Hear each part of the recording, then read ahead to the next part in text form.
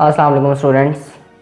Today's lecture is our last lecture of chapter number 5, and in this lecture we are going to discuss contra accounts, which are purely new concepts for you. Students, in contra account we will see how deductions are made in our financial statement. Now the question will arise in your mind that I have told you depreciation as the method of deduction. So why is this Contra account? तो दोस्तों, जो Contra account है ये financial statement में overall जो deduction के items हैं उनको डील करता है, जबकि जो डेप्रिसिएशन का मेथड है वो सिर्फ फिक्स्ड एसेट को डील करता है। ठीक है ना, फिक्स्ड एसेट को। और फिक्स्ड एसेट कौन से होते हैं? जो बिजनेस को रन करने के लिए इस्तेमाल होते हैं, जैसे आपकी मशीनरी है, ठीक है, आपकी प्लांट मशीनरी, वो आपका क्या है, वो फिक्स्ड एसेट है।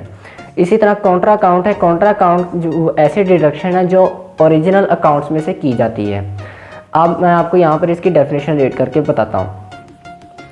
Contra accounts are accounting heads which are presented in financial report as a deduction from original one.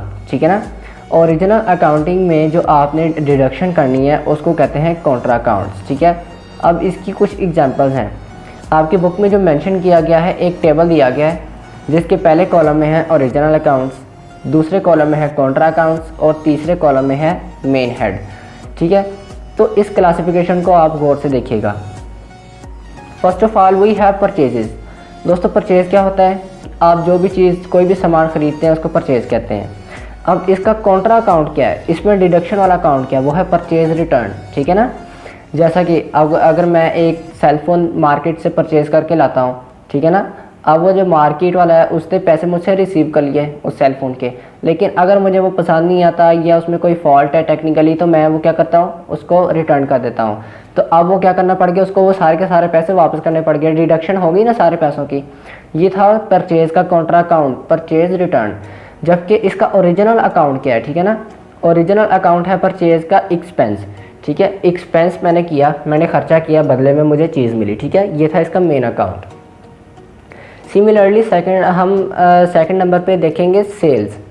Sales क्या है? आपने जो चीज़ बेची, ठीक है ना, कोई भी चीज़ बेचते हैं वो आपकी सेल है। अब इसका काउंटर अकाउंट क्या है? सेल रिटर्न, कि जो चीज़ आपने बेची वो आपको वापस आ गई।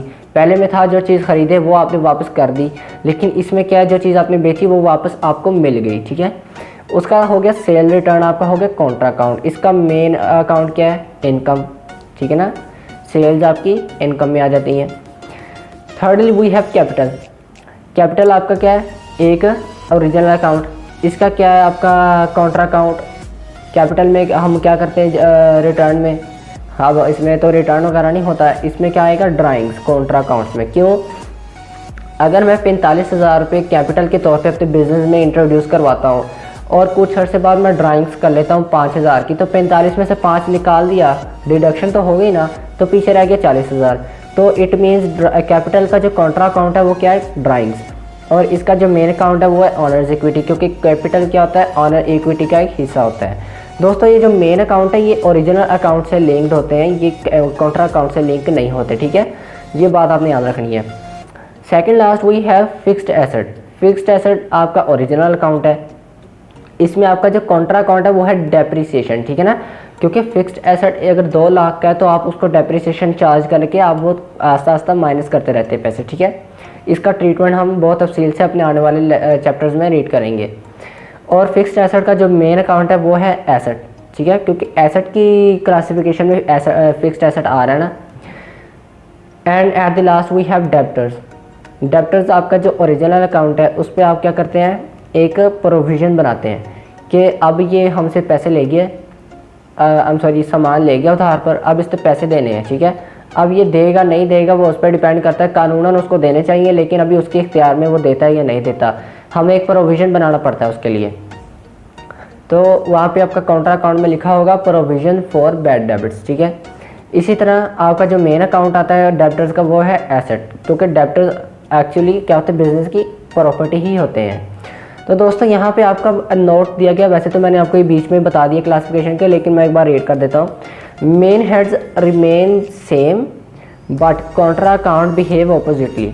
कि जो मेन हेड हैं वो एक्चुअली जो ओरिजिनल एंट्री है वो उनके साथ रिजेम्बलेंस रखते हैं, वो सेम रहते हैं, इनका बिहेवियर दोनों का सेम रहता है, ओरिजिनल एंट्री का भी और मेन हेड का भी।